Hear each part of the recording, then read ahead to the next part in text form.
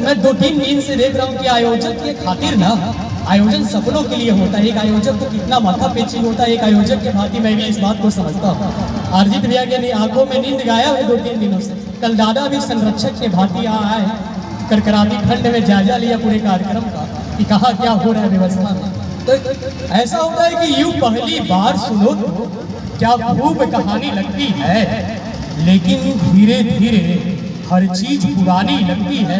अरिजीत भैया शेर आपके हवाले। यूं पहली बार सुनो तो क्या खूब कहानी लगती है, लेकिन धीरे धीरे हर चीज पुरानी लगती है। और एक आयोजन के खातिर आयोजक 100 रातें जागता है, तब जाकर लोगों को थोड़ी हैरानी।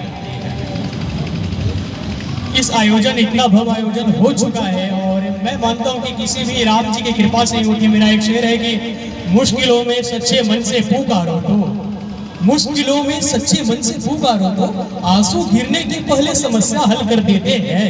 हम तो केवल उनके ध्वजवाहक हैं, बाकी काज राम सफल कर देते हैं। मैं सीधा एक कविता से आता हूँ। दृश्य है कि मैं प्रेम का कवि कोई और ये राष्ट्रभक्ति कार्यक्रम है, फिर भी मैं प्रेम को अध्यात्म से जोड़ते चलता हूँ। दृश्य है कि माँ राधिका यमुना के तट पे बैठी है और उदास बैठी है। ये तब का दृश्य है जब भुवन मोहन कन्हैया उद्धव को बैठाते हैं नंदगांव कि जाओ और प्रेम के रंग पे कोशिश करो कि ज्ञान का रंग चढ़े। लेकिन आम होते हैं तब का है कि चाहे हम चाहे पद के लिए, किसी पद के लिए संघर्षशील होते हैं, एग्जाम के लिए या प्रेम में, और प्रतीक्षा जब फलीभूत नहीं होती तो पीड़ा होती है। उसी पे एक पंक्ति है कि नयन को बंद कर लो न राधे, घनश्याम नहीं आएंगे। नयन को बंद कर लो न राधे, घनश्याम नहीं आएंगे। भेजेंगे पुनः कोई उद्धव, व्यर्थ क्या वही दोहराएंगे। कि संस्मरण को करता कौन स्मरण यहाँ, बीते पल को कौन याद करता है। कि संस्मरण को करता कौन स्मरण यहाँ, सब व्यस्तता में अपने व्यस्त हैं। क्या भरोसा कि सुनेंगे वो विनय तुम्हारा, लाखों और भी तो उनके भक्त हैं। प्रतीक्षा केवल पिराए ले जाएंगी तुम्हें, गर्जो सुखद परिणाम नहीं आएंगे। नयन को बंद कर लो न राधे, घनश्याम नहीं आएंगे। गीता में लिखा है कि अब विश्व रूप में भगवान कहते हैं मेरे इच्छा के भी बगैर एक पत्ता भी नहीं हिल सकता।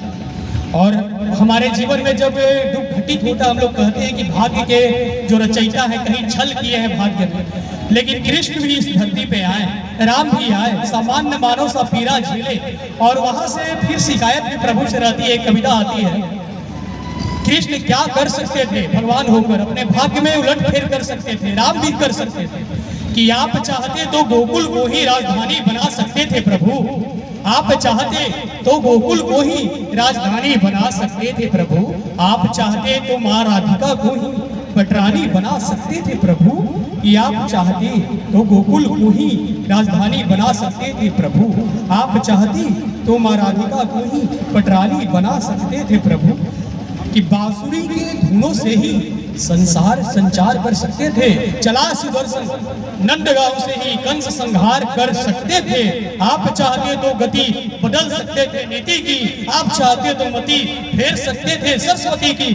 कि सकल सृष्टि के नायक दादा, कि सकल सृष्टि के नायक इतना मजबूर कैसे हो सकता है, और सबकी जोड़ियां बनाने वाला स्वयं से दूर कैसे हो सकता है। राधिका छाया है कन्हैया की, कि सकल सृष्टि के नायक इतना मजबूर कैसे हो सकता है, और सबकी जोड़ियां बनाने वाला स्वयं से दूर कैसे हो सकता है। कि पर पीड़ा को हरने वाले स्वयं पीड़ा क्यों अपनाया प्रभु, और बिन राधिका के द्वारिका में जीवन कैसे बिताया प्रभु।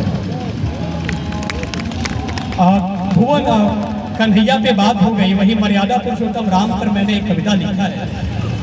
राम है क्या, इस कविता में आपको दिखेगा कि भाव केवल राम है, काव्य केवल राम है, और नदी के बीच बहाव में नाव केवल राम है। भाव केवल राम है, काव्य केवल राम है, नदी के बीच बहाव में नाव केवल राम है। और राम का क्या है, अश्रु जिनके गंगा जल, नयन जिनके हो कमल, वो राम नाम ही प्रबल, वो राम नाम ही अटल। अंत घड़ी में जानोगे तुम राम नाम इतना सत्य है कि मरघट के अंतिम पड़ाव पे ठहराव केवल राम है। भाव केवल राम है, काव्य केवल राम है। राम और क्या है, वेद से जो थे विभूषित और शौर्य से तो भी मुख जिनका देख के मोहनी भी हो गई मोहित, उन सर में सार नजरों के झुकाव केवल राम है, भाव केवल राम है, काव केवल राम है। बहुत बहुत